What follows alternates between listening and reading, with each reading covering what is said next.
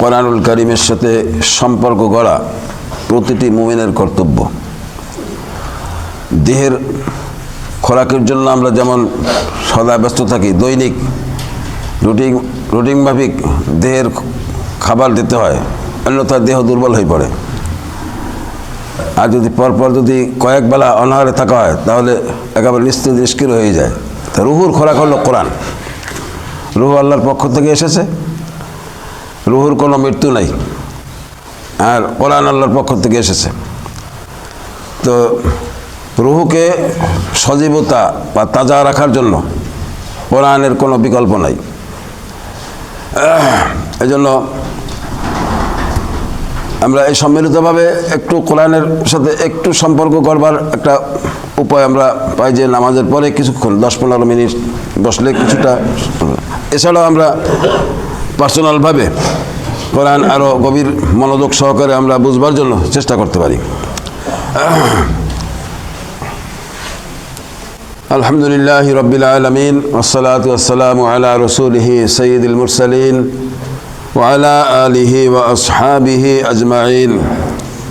মহান রব্বুল আলামিনের দরবারে শুকরিয়া, যিনি আমাদেরকে ফজরের নামাজ আদায়ের পর কোরআন শোনার সুযোগ করে দিয়েছেন। আমরা ধারাবাহিকভাবে পাঠ করে কোরআনুল কারীমের 36 নম্বর সূরা ইয়াসিন এর দ্বিতীয় রুকু পর্যন্ত গতকালকে তেলাওয়াত করেছি। আজকে তৃতীয় রুকু 33 আয়াত থেকে 50 আয়াত পর্যন্ত। রুকুতে 50 আয়াত পর্যন্ত রয়েছে।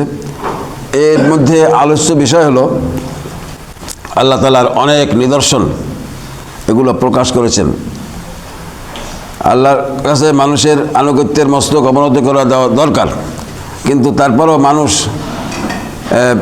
নিজের স্বেচ্ছাচারিতা অবলম্বন করে। সেসব ক্ষেত্রে আল্লাহ তাআলা নিয়ামত সমূহের কথা উল্লেখ করে যে এ সকল নিয়ামত তো আমার দান। এই তোমরা খাদ্য খাবার খাচ্ছ, তোমাদেরকে জোড়া জোড়া সৃষ্টি করা হয়েছে। তারপরে তোমাদের যে বহুবিধ নিয়ামত, এই চন্দ্র সূর্য, এগুলো আল্লাহ তাআলার নিয়ম মাফিক তারা চলছে। এগুলো সব তো আল্লাহর নিয়ামত। এগুলো না থাকলে তোমাদের তো অস্তিত্বই থাকতো না। তাহলে যে আল্লাহ তাআলার এই মহা ব্যবস্থাপনার অধীন তোমরা, তার কাছে আনুগত্যের মস্তক অবনত না দিয়ে তোমাদের যে স্বেচ্ছাচারিতা অবলম্বন, এটা খুবই ক্ষতিকর। ভবিষ্যৎ তোমাদের জন্য মারাত্মক ধরনের ক্ষতি সাধন হবে যদি তোমরা এগুলো না বুঝো। এই জন্য আল্লাহ তাআলা অনেক নিদর্শন এখানে তুলে ধরছেন।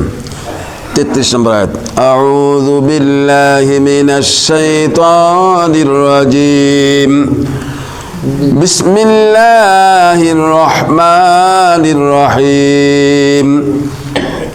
وآية لهم الأرض الميتة أحييناها وأخرجنا منها حبا فمنه يأكلون।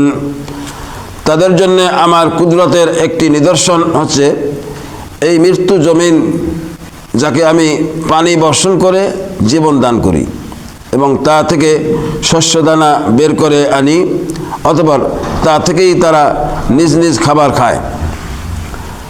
এই যে শীতকালীন আমরা বিভিন্ন পিঠা তৈরি করছি, বিভিন্ন রকম খাদ্য খাবার খাচ্ছি, এগুলো তো সব যে উপাদান তো আল্লাহ তাআলা দিয়েছেন। রকমারি খাবার আল্লাহ তাআলা দিয়েছেন, এর থেকে আবার নিজেরা প্রক্রিয়াজাত করে নানা রকম কায়দার খাবার আমরা খাচ্ছি। আল্লাহ তাআলা সে কথা উল্লেখ করেছেন। 34, وجعلنا فيها جنات من نخيل وأعناب وفجرنا فيها من العيون। আমি তাতে আরো সৃষ্টি করি নানা প্রকার খেজুর ও আঙ্গুরের বাগান, তাতে প্রবাহিত করি অসংখ্য নদীনালা প্রস্রাবণ। লিয়াকুলু মিন সামারিহি ওয়া মা আমিলাতহু আইদিহিম আফালা ইয়াশকুরুন, যাতে করে তারা এর ফলমূল উপভোগ করতে পারে। আসলে এগুলোর কোনোটাই তো তাদের হাতের অর্জন নয়, তারপরও কি তারা কৃতজ্ঞতা আদায় করবে না? আল্লাহ তাআলা কত মায়াবীভাবে বুঝিয়েছেন যে এইগুলো যে যত ফলমূল, রকমারি ফলমূল আমি সৃষ্টি করেছি, এক একটার স্বাদ এক এক রকম, এক একটার স্বাদ এক এক রকমের আল্লাহ তাআলা দিয়েছেন। এই যত ফলমূল আল্লাহ তাআলা দিয়েছেন, কলা বহু প্রকারের কলা আছে, তারপরে আম বহু প্রকারের আম আছে, কাঁঠাল, লিচু, আঙ্গুর, বেদানা, যত কিছু আছে, যে সমস্ত ফল যেসব এলাকায় উৎপন্ন হয় না সেটা আল্লাহ তাআলা বিশেষ ব্যবস্থাপনা ওইসব এলাকায় দাঁড় করে পৌঁছে দেয়। এই মনে করেন অনেক ফল আছে যেগুলো আমাদের এখানে হয় না, কিন্তু আপনার দাঁড় করায় আপনি পেয়ে যাচ্ছেন। ওরা ব্যবসায়িক মানসিকতায় ওগুলো সংগ্রহ করে আপনি ঘরের সামনেই আপনি পেয়ে যাচ্ছেন। এই যে ব্যবস্থাপনা আল্লাহ তাআলা করে দিয়েছেন, আল্লাহ তাআলা এই নিয়ামত। আর প্রতিটি ফলে আল্লাহ তাআলা কভার দিয়েছেন, কভারের ব্যবস্থা করেছেন যাতে এগুলো ভালো থাকে, যাতে দূষিত না হয়। 36 সুবহানাল্লাযী খালাকাল আযওয়াজা কুল্লাহা মিম্মা তুনবিতুল আরদু ওয়া মিন আনফুসিহিম ওয়া মিম্মা লা ইয়ালামুন। পবিত্র মহান সে সত্তা যিনি সব কিছু জোড়ায় জোড়ায় পয়দা করেছেন, চাইতা জমিনের উৎপন্ন উদ্ভিদ থেকে হোক কিংবা হোক স্বয়ং তাদের নিজেদের থেকে, অথবা এমন সব সৃষ্টি থেকে হোক যাদের সম্পর্কে মানুষ এখনো আদৌ কিছু জানেই না। আল্লাহ তাআলা এখানে বলছেন, মানে উদ্ভিদ জাতীয় থেকে শুরু করে যত রকম মাখলুক আছে আল্লাহ তাআলা জোড়ায় জোড়ায় সৃষ্টি করেছেন।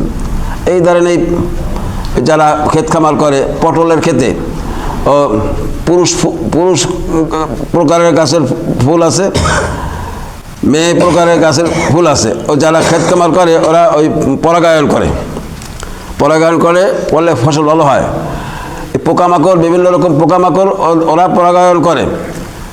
এমনকি রাসূল পাক সাল্লাল্লাহু আলাইহি সাল্লাম হিজরত করে মদিনায় যাবার পর দেখলেন খেজুর গাছে ওই রকম পুরুষ খেজুর ফুলের সাথে মেয়ে জাতীয় ফুলের সাথে ওরা সংমিশ্রণ করে।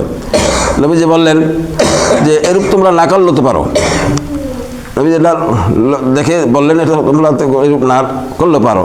সাহাবাদের মধ্যে অনেকে রাসূল পাক একটু দ্বিমত পোষণ করলে তারা এর থেকে বিরত থাকলো। ওই বছর যারা করে নাই তাদের ফসল কম হয়েছে। নবীজির কাছে জানালো হলে বললেন যে আমি যেটা নিজের থেকে বলি, হ্যাঁ এটা একটা আমি খেয়ালি বলা নিজের মনে আসছে তাই বলছি, তো এটা করতেই হবে তোমাদের, এটা মানতেই হবে, এটা এমন নয়। তাহলে এর একটা অনুমোদন আছে পরাগায়ন করা। আল্লাহ তাআলা বলছেন এই সকল প্রকার, মানে সব কিছু আপনি দেখেন যত প্রাণী আছে, এই যত প্রাণী আছে পুরুষ নারী, মুরগির যেগুলো আমাদের গৃহপালিত মুরগির ডিম দিচ্ছে 20-25টা ডিম বা 15-20টা ডিম, এটা মুরগি কোলে বসাই দেন, ওর থেকে বাচ্চা বেরোচ্ছে, পুরুষও বেরোচ্ছে। এই যে ব্যবস্থাপনা কে করেছেন? এই সন্তানাদি মানুষের আল্লাহ তাআলা বলছেন যে তোমাদের মধ্যে এরকম জোড়ায় জোড়ায় করেছি। ছেলে মেয়ে উভয় প্রকার আছে, কারো ছেলের পর ছেলে, তারপর ছেলে, কারো মেয়ের পর মেয়ে, তারপরও মেয়ে, এরপর কারো ছেলে মেয়ে উভয় প্রকার, আর কেউ বন্দা। আল্লাহ তাআলা বলছেন কোরআনুল কারীমে এই কথা আল্লাহ তাআলা তুলে ধরছেন।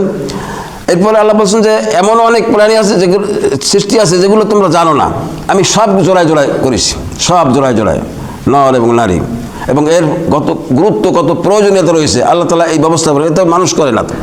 মানুষ হয়তো পরীক্ষা নিরীক্ষা করে গর্বে কি আছে এইটা পরীক্ষা নিরীক্ষা করে মানুষ জানতে পারে, কিন্তু সেখানে এই পুরুষ বা নারী এটা আল্লাহ তাআলা নির্ধারণ করে দেন। এই কথাগুলো একটু চিন্তার জন্য যারা মুমিন তারা একটু চিন্তা করে, সেই যেই স্রষ্টা এই ব্যবস্থাপনা করেন তার কাছে যেন আনুগত্যের মস্তক অবনত করে, তার হুকুম আদেশ নিষেধ যেন মানে, সেজন্য আল্লাহ তাআলা এই ব্যবস্থা করেছেন। এরপরে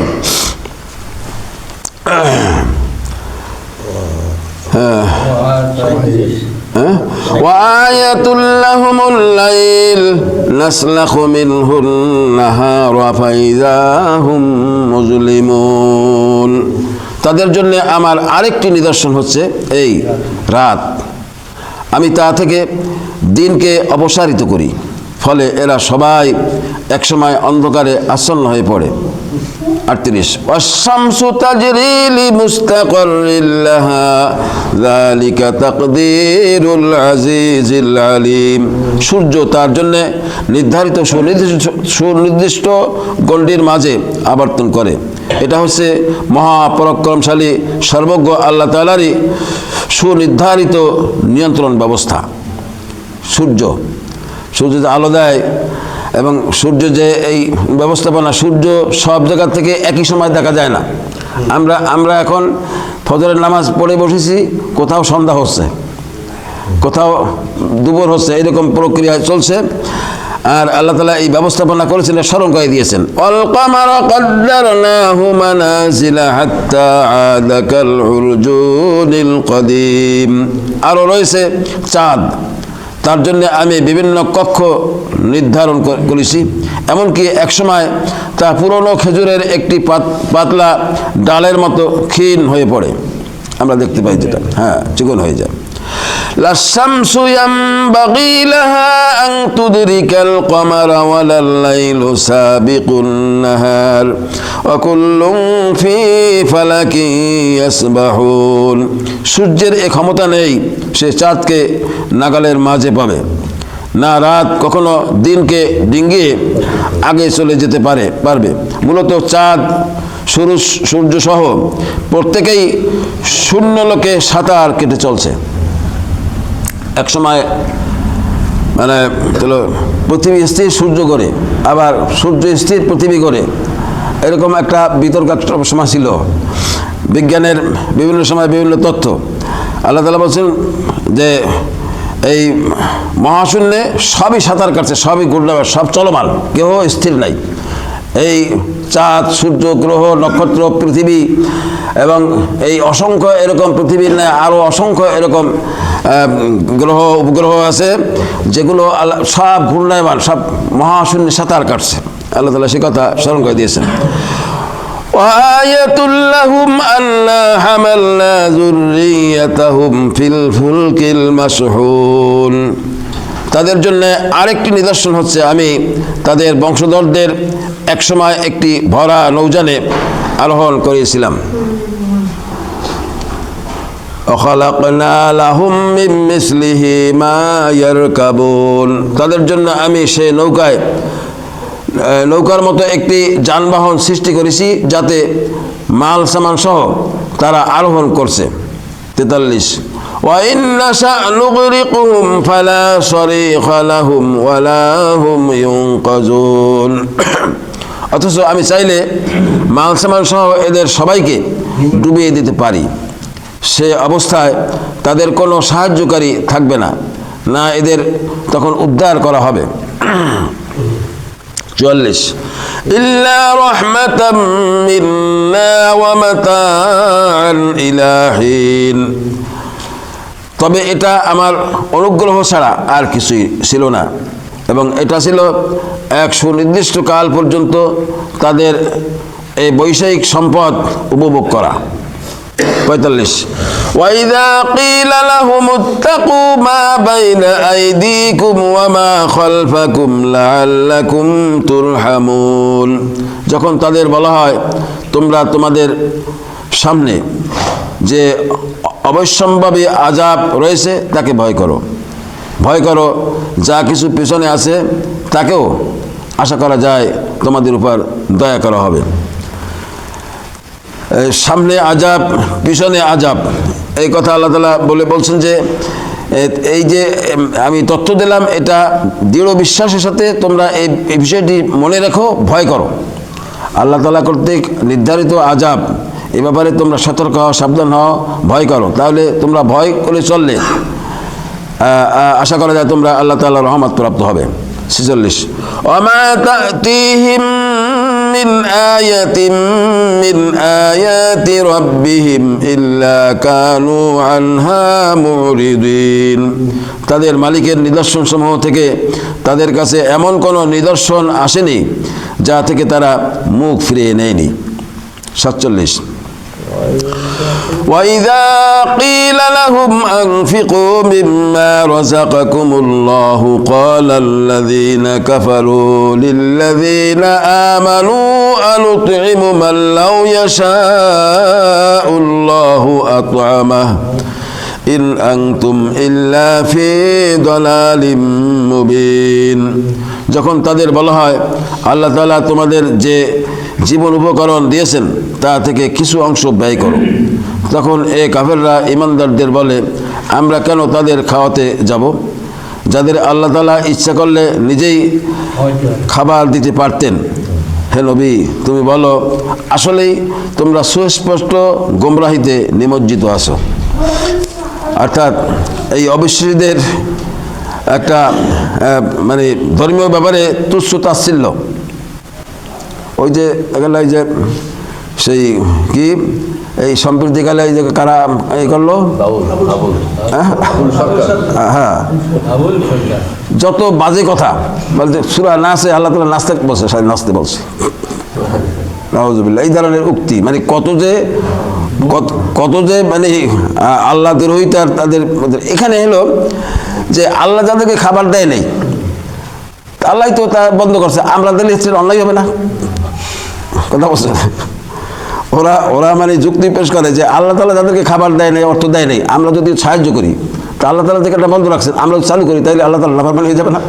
এইরকম মানে ওরা তুচ্ছ-তাচ্ছিল্য ব্যাপারে এইগুলো বলতো। আল্লাহ তাআলা সেই কথা তুলে ধরছেন যে যখন তাদের বলা হয় আল্লাহ তাআলা তোমাদের যে জীবন উপকরণ দিয়েছেন তা থেকে কিছু অংশ ব্যয় করো, তখন এই কাফেররা ইমানদারদের বলে আমরা কেন তাদের খাওয়াতে যাব, যাদের আল্লাহ তাআলা ইচ্ছা করলে নিজেই খাবার দিতে পারতেন।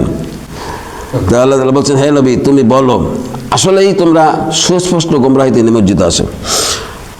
48, 49, 50 তিনটি আয়াত একসঙ্গে। ويقولون متى هذا الوعد إن كنتم صادقين ما ينظرون إلا صيحة واحدة تأخذهم وهم يخصمون فلا يستطيعون توصية ولا إلى أهلهم يرجعون। তারা বলে তোমরা যদি সত্যবাদী হও তাহলে বলো কিয়ামতের এই প্রতিশ্রুতি কবে পূর্ণ হবে।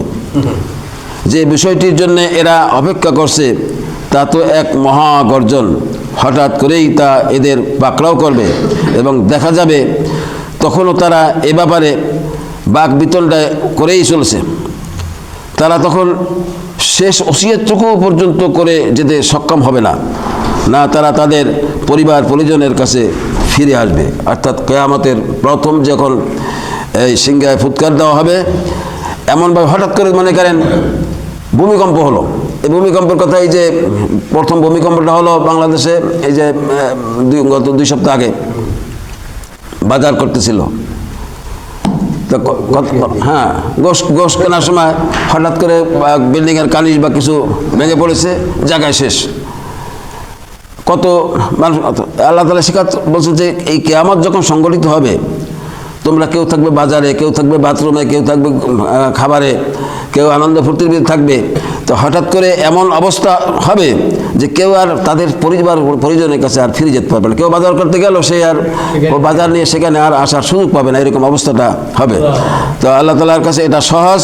আল্লাহ তাআলা সে কথা বলছেন যে ওরা যে কিয়ামত সম্পর্কে যে ওরা দ্বিমত পোষণ করে, ওরা বলে যে তোমরা যে বারবার কিয়ামতের কথা বলো, হ্যাঁ কবে হবে, এটা হলো একরকম তুচ্ছ তাচ্ছিল্য বলে এরা এরকম বলছে। তোমরা সত্যবাদী হও, কিয়ামত আইনে দেখো। আল্লাহ তাআলা বলছেন যে কিয়ামত তো অবশ্যই সংগঠিত হবে।